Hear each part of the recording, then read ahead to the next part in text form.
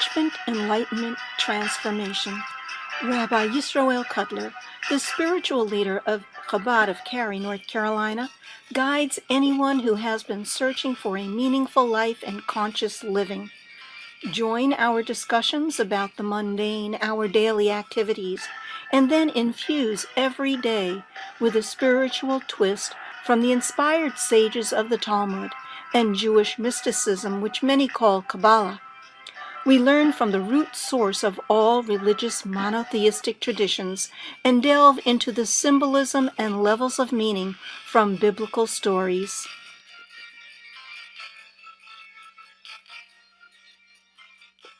Good morning, everyone. Those live with us here in Cary, as well as those listening, and I heard Marty are on the line with us.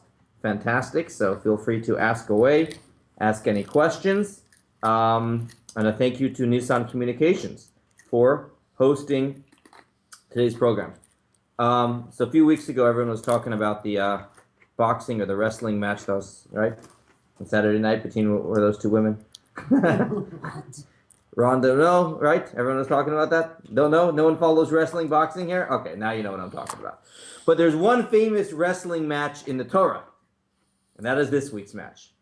And it probably is one of the most mysterious stories in the Torah. It's just very odd. Jacob is alone at night, and all of a sudden this mysterious, shady character comes his way and starts to wrestle with him. It's an odd story. Yeah, you can close the door, absolutely. It's an odd story. Mysterious story. My name, my Hebrew name, Yisroel, comes from that story. He was called Jacob up until that point. After that point, he's renamed Yisroel, which means to wrestle with God. And that's what we do. We wrestle with God. We ask questions, we struggle. One of the other interesting parts of the story is a law emerges from the story. As many of you know, it's very hard to find kosher filet mignon. Why is that? Or a kosher rump steak. Why is that? Because it is a cow kosher? A cow, regular cow is kosher. The sinew from the hip, because Jacob's hip was wrenched. And it's a very odd correlation. And I don't remember exactly what it is. So we're going to do that today. It's one part of the kosher laws that is almost never discussed, very odd. And what's odd about it is almost all the laws in the Torah come from post-Sinai laws. Here's the trivia question. Which laws in the Torah, which mitzvot in the Torah, do we learn from events that happened before the giving of the Torah? Well, certainly the Noahide Laws. Okay. So again, let me reframe that question. There was at a certain, and I think someone might be here. Yeah, if you want to open the door. Rivka, can you open the door there? Come on in. Almost all the mitzvot in the Torah, 613 mitzvot in the Torah, are given to us after the giving of the Torah. In the lives of Adam and Eve and the matriarchs and the patriarchs, those are the lead up to the giving of the Torah. But the mitzvot are not actually given then.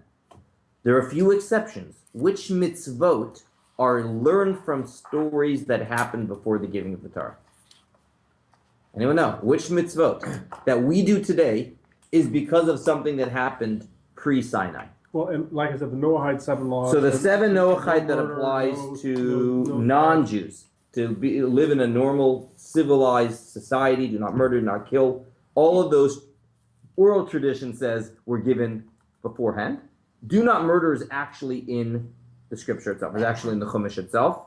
But the other 6 are not specifically mentioned anywhere in the Torah. You need oral tradition to tell you. Keep Shabbat?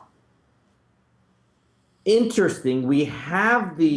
That's good, because we have Hashem creating the world in 6 days and resting on the 7th day. However, does it actually say in the story, therefore Jews until today observe the Shabbat? Does it say that in Genesis? Does it say anywhere in Genesis, therefore Jews observe the Shabbat until today? It does not.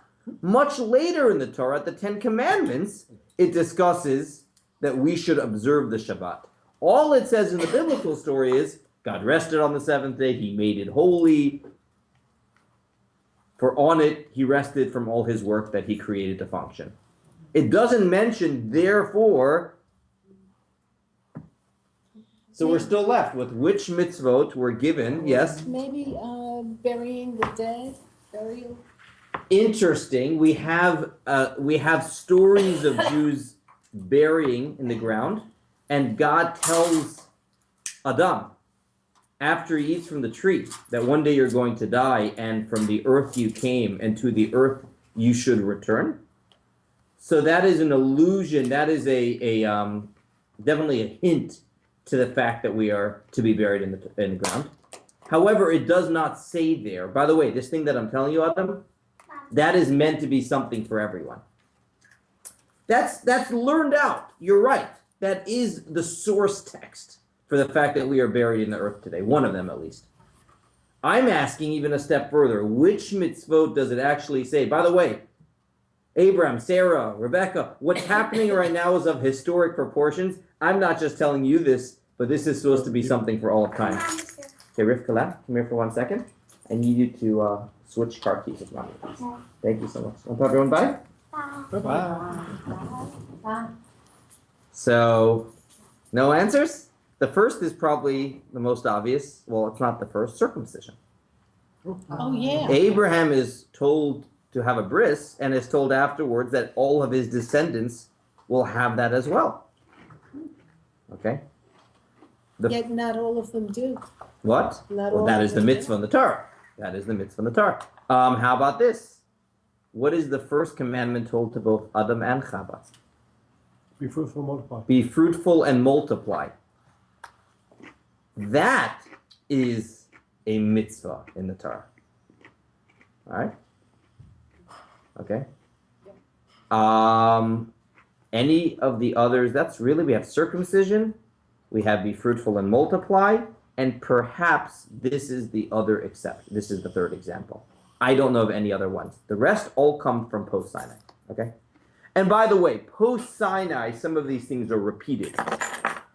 Like circumcision is repeated later in the Torah. Okay? As far as I know, this one does not get mentioned later in the Torah. So it is interesting. Let's do the story inside. If anyone is following online, we're reading from this week's Torah portion in Genesis chapter 32.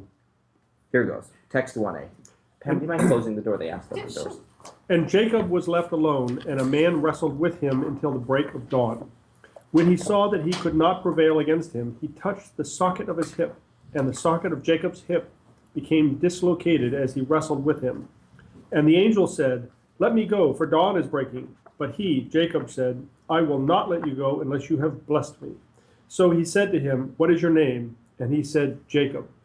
And he said, "Your name shall no longer be Jacob, but Yisroel, because you have commanding power within you, an angel of God and with men, and you have prevailed." You have a commanding power. Interesting. This translation is not a typical one. You have a power with God and with men, and you have prevailed. So he's wrestling with his fellow alone at night.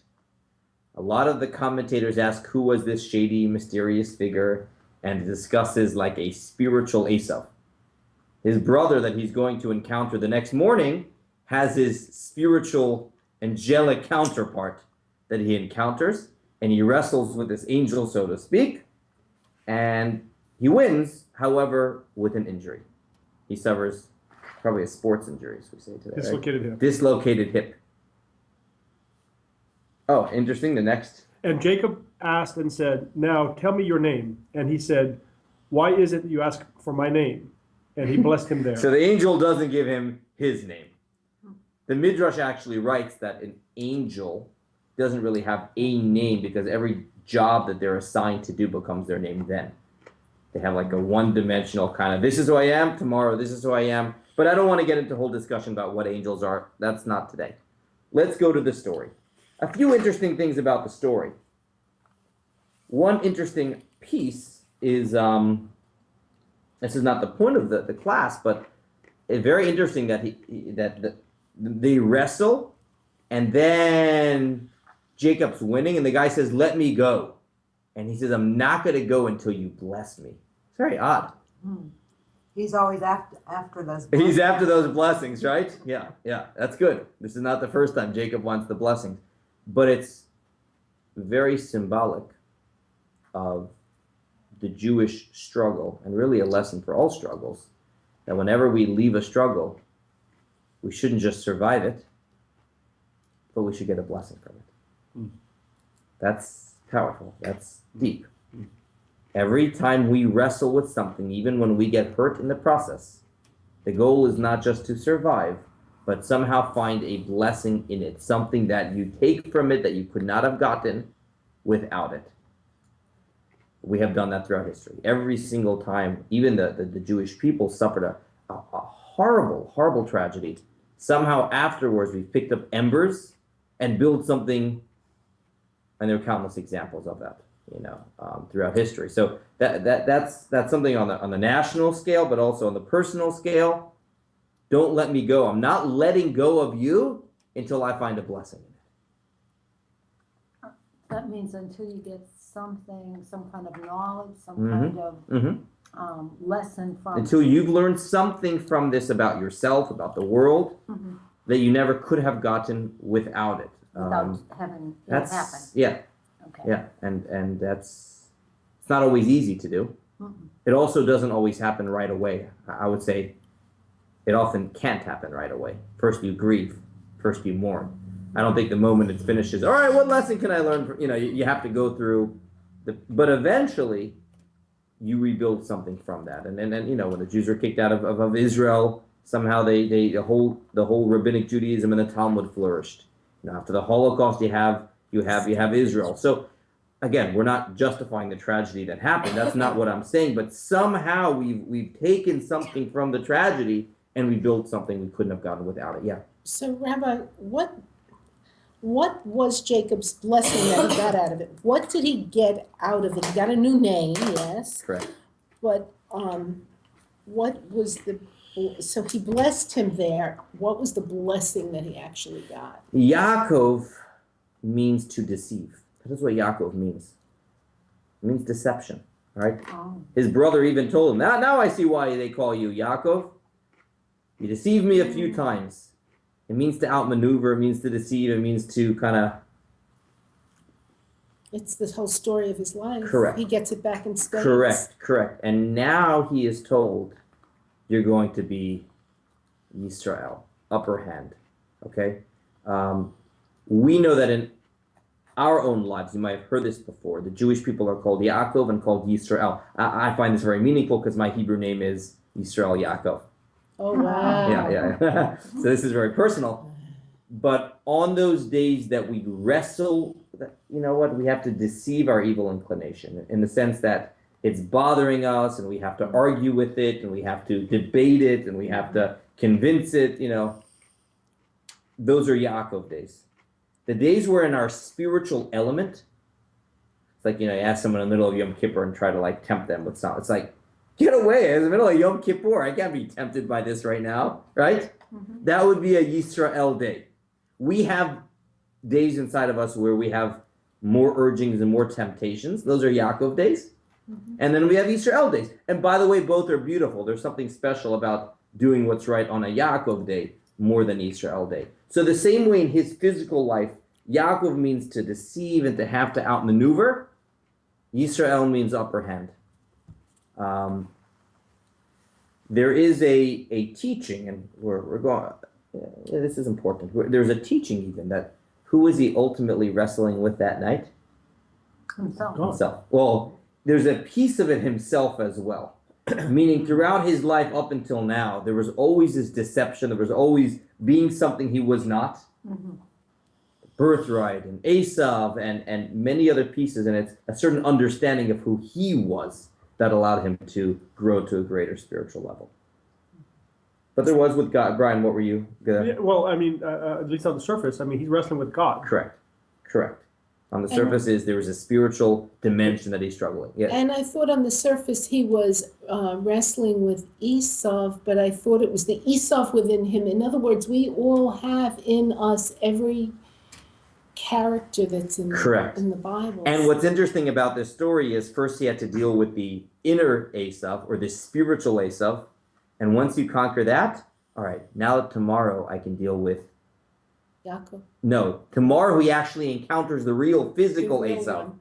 But there's a nice lesson in that. Whenever we have an obstacle, we have an adversary, we have a confrontation with someone, before we deal with the someone, we got to wrestle with what's at the root of the issue. And it might be something internal. And once I figure out what the issue is internally, then afterwards I'll be able to have a much better interaction with that thing tomorrow. So often when we're struggling, we know we're struggling with someone else. We first have to turn inside. We're going, yeah, Brian. So when he went to meet Esau the next day, he was actually suffering from a strained hip. Correct.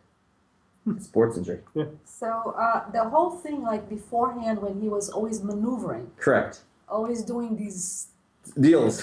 shady deals. He was a really good. Okay, so all of a sudden now he's out and he's into the land where he's going to get married, Laban's daughter, right? Oh, and you know what? This actually happens on his way back. He's on his way back. He already has his family at this point. Oh, And by the way, even with Lavan, he was doing his shtick. We read in the Parsha last week. right, He had shtick over there. right, He was deceived, and he had to deceive Lavan back. right. Okay. What is interesting in this story, and then I want to hear a comment, is your name shall no longer be called Jacob, but Israel. And guess what? Is that really true in the Torah? No. No, they They keep on calling him Jacob after that as well, which means there are days where he is Yaakov and there's days where he's Yisroel, because the lesson is we have both inside of us. And I'm sure if you really, understood Torah well, you would be able to understand at this point and on why certain times Yaakov is used and certain times Yisroel is used, depending on the context. I've never mastered that, but I'm sure there is some meaning to that. Brian, Bill, were you gonna? I want to hear. So the question, so is it clear that he knows that it's an angel, or can you tell? I mean, the latter part, it seems as though an angel is clearly speaking. But in the early part, he says, I will not let you go unless you have blessed me. And so at that point, does he understand he's wrestling with an angel or not, or can we tell? Your guess is as good as mine here. I mean, his "don't let me go until you bless me" sounds kind of spiritual. I agree. I don't know if you would tell that to someone you were wrestling with in the middle of the night, just a hoodlum. It was just a hoodlum. Don't let me go. I'm not late, So Rabbi. It does sound like, yes, was there a comment? Debbie's saying, remember, he took Esau's blessing. This was Esau's angel in spirit that he battled. Right. And then she puts another comment, says, this occurs during the night, during the darkness. It is difficult to see. Only he releases the angel when the light comes into daytime. And then she's got another comment. Israel is used when speaking of the Israeli people many times. When the people are unified, when pertains to the community rather than Jacob, our individual. Interesting. The individual are called man. B'nai Yisrael, the Jewish people, Yeah. the children of Israel. So the unity would be together with our strength. That would be more of a Yisrael. Yaakov would be an individual. We mentioned that Jacob struggles at night, but then when morning comes, he all of a sudden gets the name Yisrael. So these are all good points. Beautiful, beautiful. So it does sound like he realizes something of importance is happening. And that is the end of the story. He blesses him there. And then there is a footnote, 1b. Do you mind reading, Barbara? 1b. And the sun rose for him when he passed Peniel, That's the name of a place. and he was limping on his thigh. Therefore the children of Israel may not eat the displaced tendon, which is on the socket of the hip, until this day, for he touched the socket of Jacob's hip in the hip sinew. That is very odd wording for Genesis. That's not Genesis style. Oh, by the way, up until today, the Jewish people will never eat this hip area. This is prior to the giving of the Torah. It's predicting a post-Sinai kind of law. As a result of Jacob getting injured, therefore, we will not eat this sciatic nerve. Someone pronounce Yeah, it's the sciatic nerve. sciatic. How to pronounce Sciatic. Sciatic. SCIATIC. Thank you. Sciatic nerve. nerve, which is actually one of the longest nerves inside of the body, and I believe it runs all the way from the lower back straight down. long nerve. And it's a very painful nerve. That's my understanding. Very, too. very Well, painful.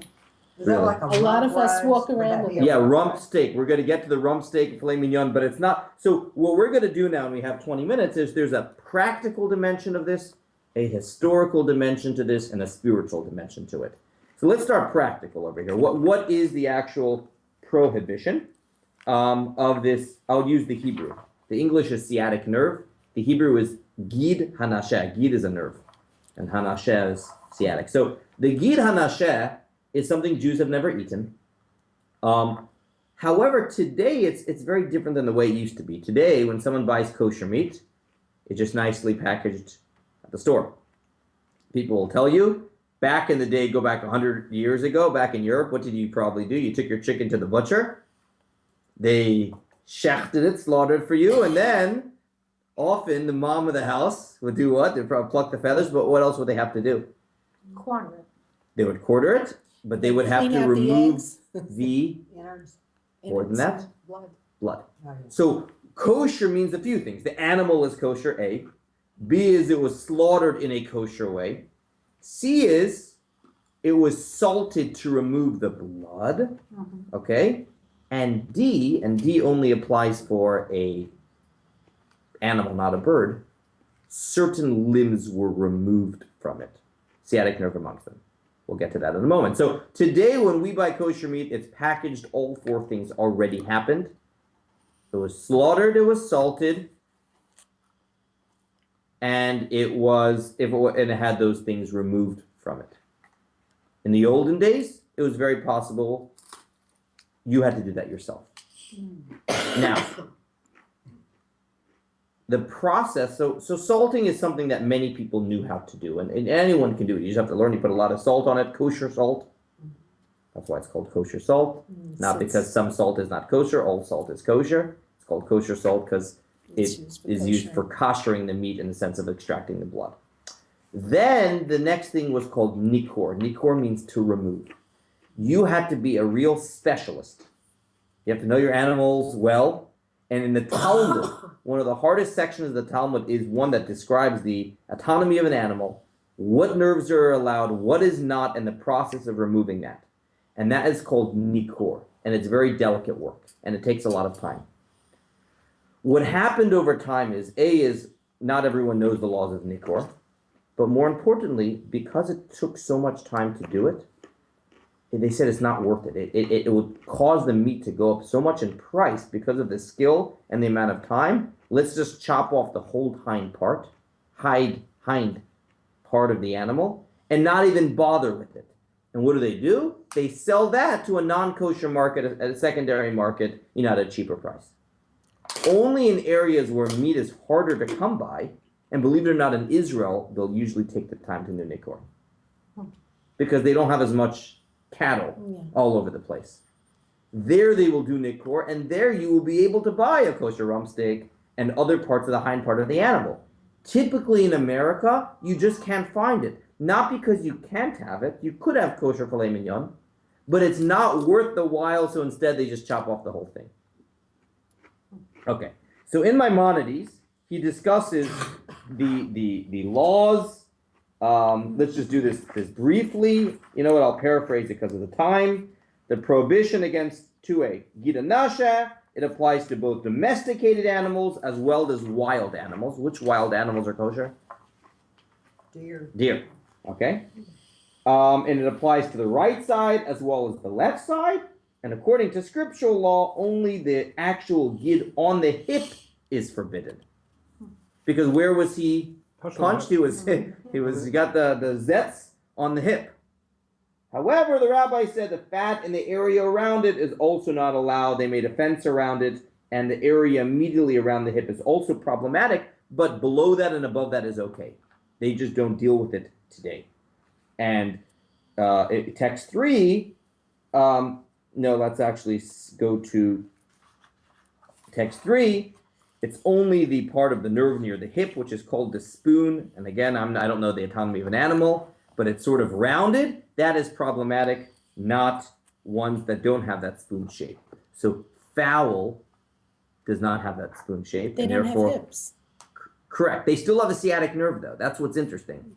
A fowl does have a sciatic nerve, but being that it doesn't really have a hip, therefore there's no prohibition. And chicken's easy, and that's why kosher chicken is generally cheaper than kosher meat. The process is easier. There's no nikur that has to happen by fowl, only by animals. Okay. What would be a fetus that we would eat? That's kind of gross. It means that if you, that's kind of gross. Oh, you're looking at Maimonides? Yeah, the applies It to means a that if you were Like to a cow. slaughter an Like an egg. animal and inside you found another animal. Like a cow, you can have a good sized fetus. But wouldn't we just bury it, huh? Well, I mean, I don't know what they do in That the would be markets. ideal. It would be a waste, I'm sure. They usually probably don't slaughter a pregnant cow. They'll wait till it gets That's birth. what They may I would not imagine. know. May not know and it may have died. Okay. That is the practical law. Any questions about the practical law? You will not find in America rump steak generally or filet mignon that's kosher. Not because it can't be, because they don't deal with nikur. It's very difficult to do, but it could be done. But it's that sciatic nerve itself and the area around it that's rabbinically not allowed. Any questions? Okay. Here's our business. What this is odd. The Torah is giving us a reason. Okay, most of kosher doesn't have reasons. It says don't eat this and eat this. Don't mix and mix meat and milk together. Don't eat pig.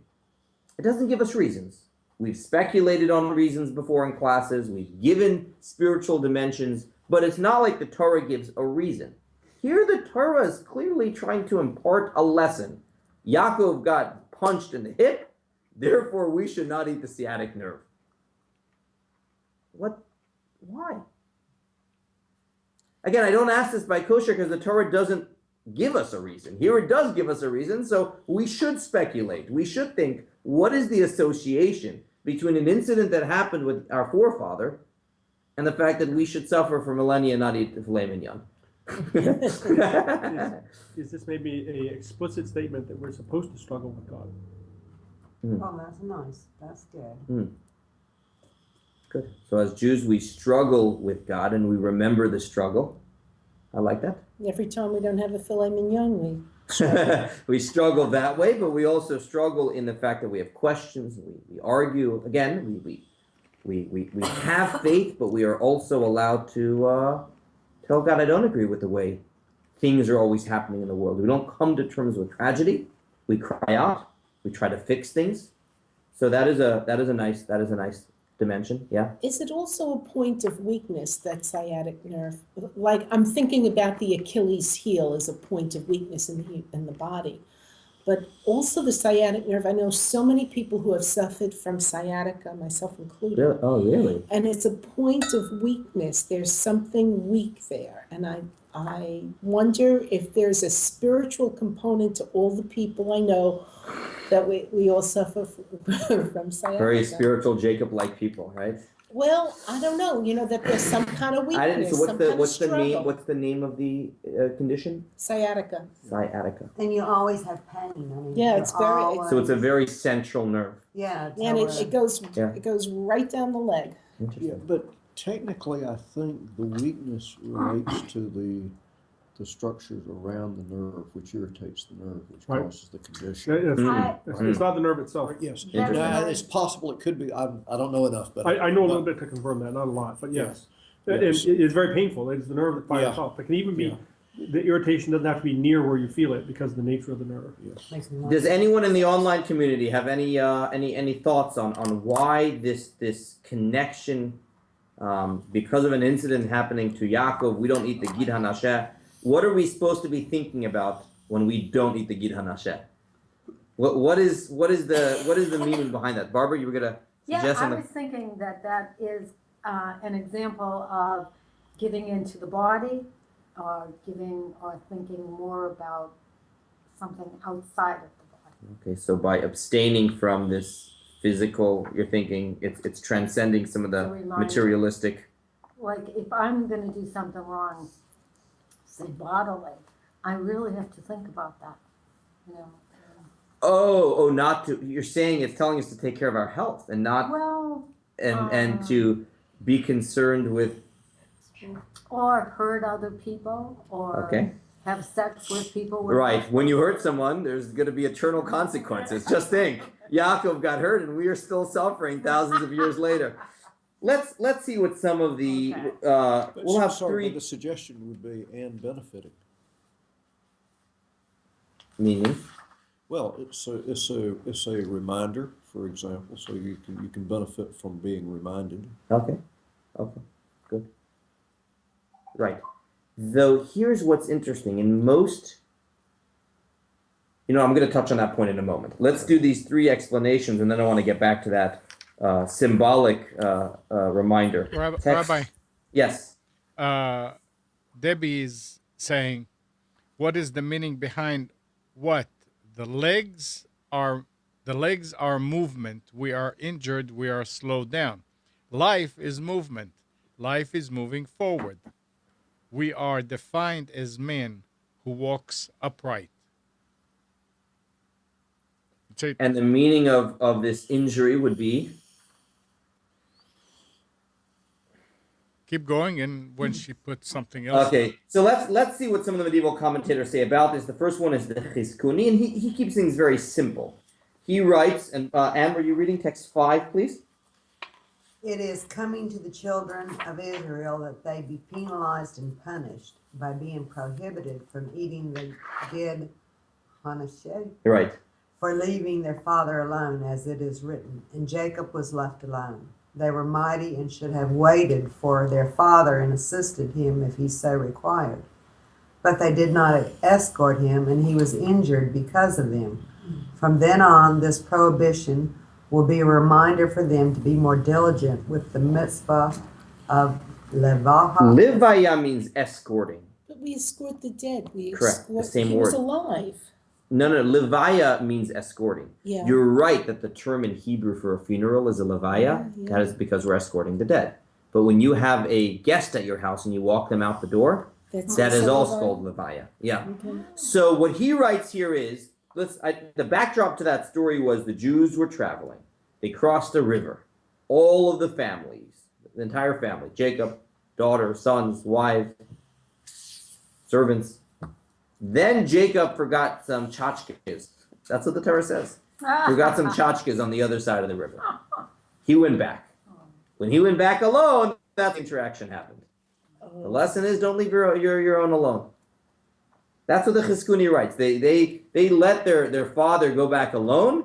That was problematic. We should not let anyone be alone.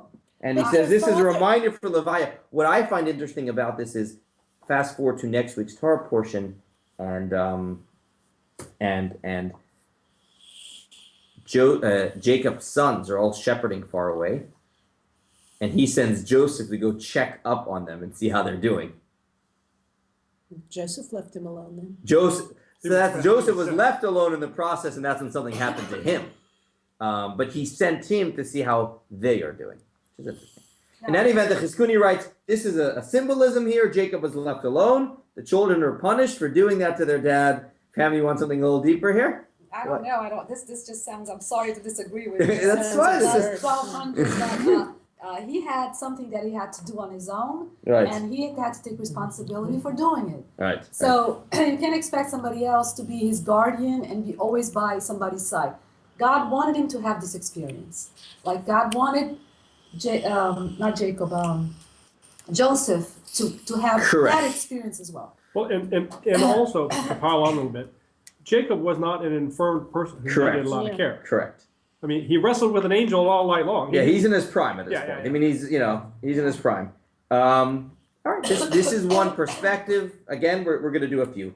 The second one is that what is happening this night, this spiritual battle, obviously is very symbolic, very meaningful, and it's foreshadowing Jewish history.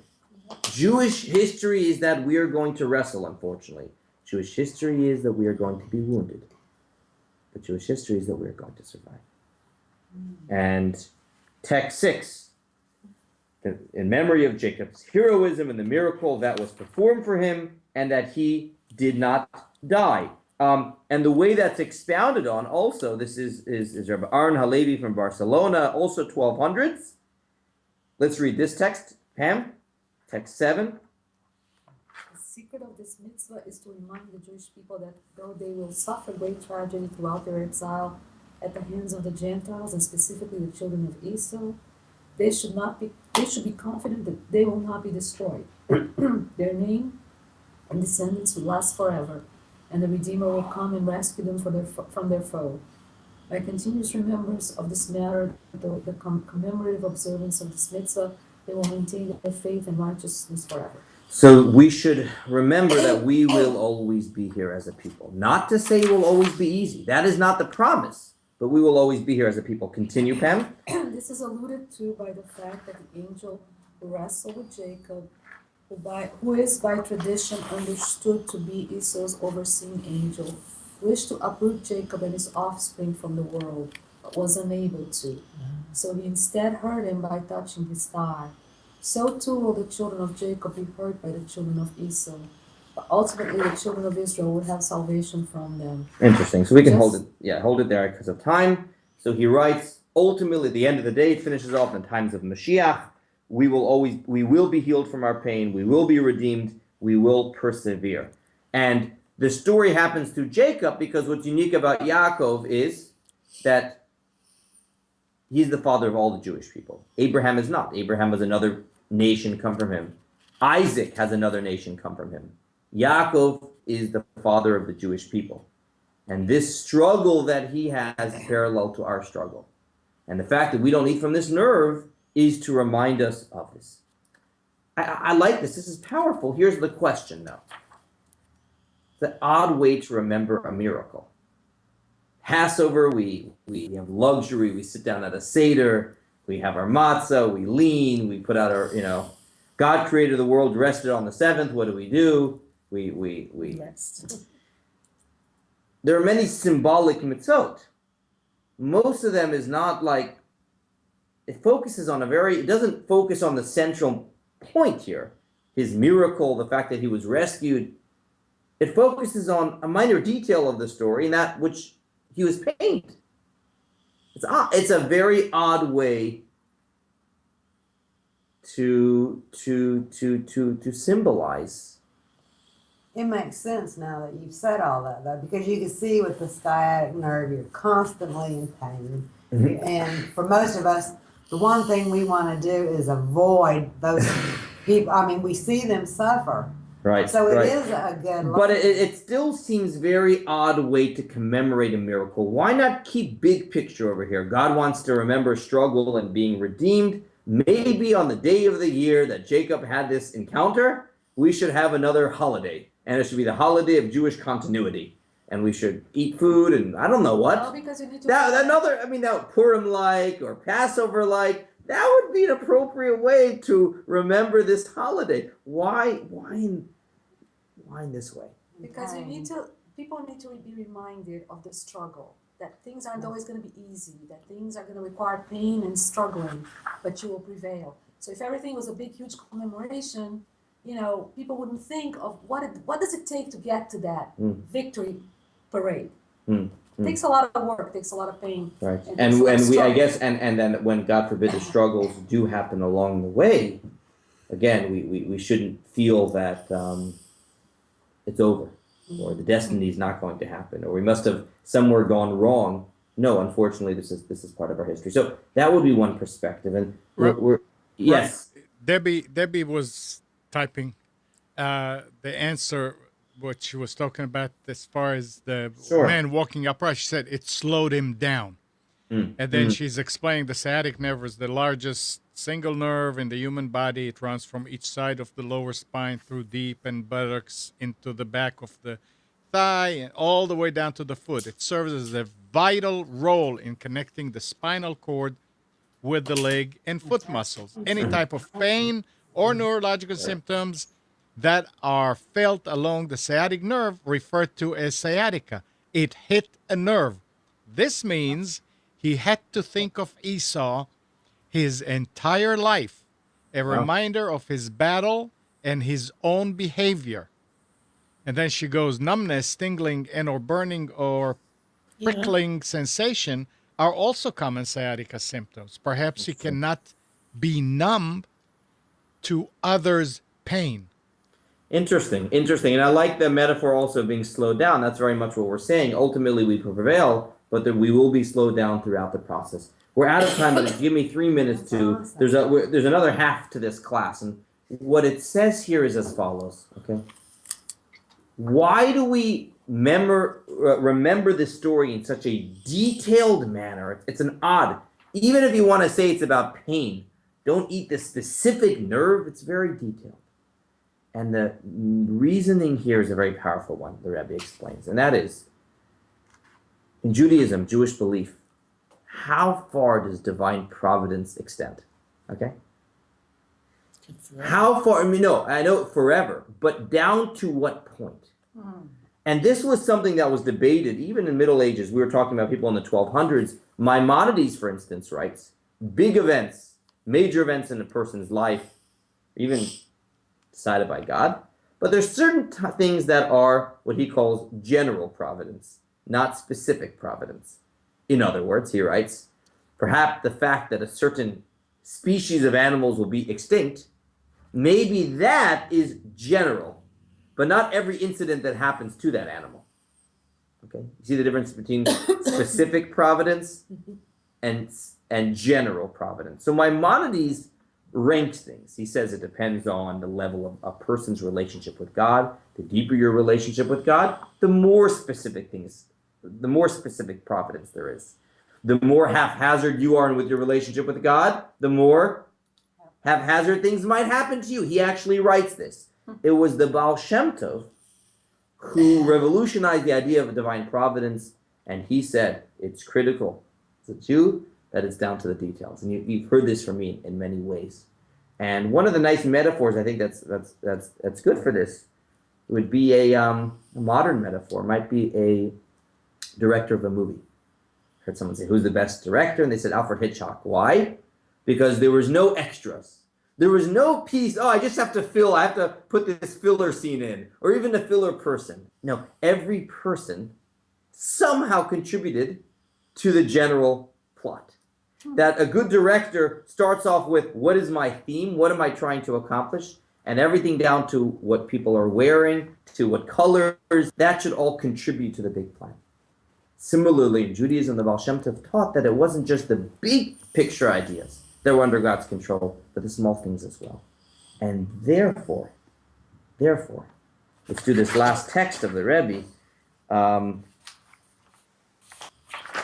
Text 14b, that as we struggle, and as we suffer, and as challenges happen to us, yes, we're supposed to have the general belief that Hashem is protecting us, but it's more than just that. Let's do the last text, Judy, text 14. This explains why the commemoration for Jacob's salvation was fixed in a small detail from the story, to the extent that we concern ourselves even with the specifics of that detail, whether it's only the git on the leg or the left as well, and so meaning the details of the mitzvah match up to Jacob. So it was around the spoon, the hip, so therefore it's only the hip. Is it the right leg or the left leg? Everything is matched up to the detail of his story. Why? Why not just a general celebration? Keep on reading. This commemoration expresses the nature of God's hashgacha over Jacob and his children. Hashgacha means protection, yeah. Not only is every detail overseen and relevant to the fulfillment of the master plan, but moreover, the most significant details and the most insignificant and peripheral in terms of fulfilling the divine will all receive equal attention from him. Mm-hmm. This is emphasized in the mitzvah of Gid Hanashah, the commemoration of the overall story of Jacob's salvation is specifically set in a minute detail of the occurrence, to teach us that even such a secondary detail was relevant to the overall salvation. So the Rebbe also highlights this idea of Gid Hanashah, reminding us of God's protection of our people. But he says it's specifically focused on a detail of the law, not a once-a-year general celebration. To remind us in our own lives that it isn't just that God is protecting us, the details of our life. He's involved in everything. Correct. And that is even the word hashgacha. in Hebrew means protection or supervision. Usually here, supervision. But in English, actually, it's often providence, divine providence. I don't like providence as much. Either. Supervision. When else in Jewish lexicon is there the word hashgacha or mashkiach? Not Mashiach, mashkiach. In watching over food. Oh, watching over food to ensure it's kosher. The guy's job is called the mashkiach, or the noun is called hashgacha. It doesn't just mean general providence. If you have a mashkiach, they're going into every ingredient and they're checking everything before. Similarly, God in our lives. It's not just big picture. It's the details matter, and in my relationship to God, the details of my actions matter. And that is something to think about when we don't have the filet mignon. Will we celebrate not just the big picture of being rescued, but also down to the nitty-gritty details over here. All right. Thank you, everyone, for joining us. Nice to have the comments, Debbie and Marty, if you were listening in. Everyone should have a very happy Thanksgiving. Turkeys don't have a Gid Hanasha, so you don't have to worry about that. And look forward to seeing everyone next week.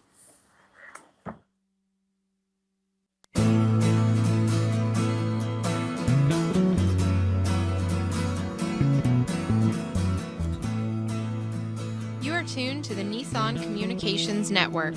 Our weekly lineup of call-in programs includes Computers 2K Now with Amnon Nissan, Health In with Debbie Brook, Breaking Free with Marilyn Shannon, Lessons of Vietnam with NCVVI members, The Tanya Love Show, Your Healthy Pet with Gisela DiCarlo.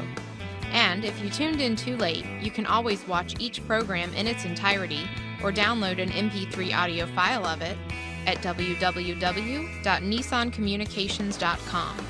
Sponsored by Atomus.com, makers of quality video recorders and converters for professionals, CarolinaApparel.com, and DeltaForce.net.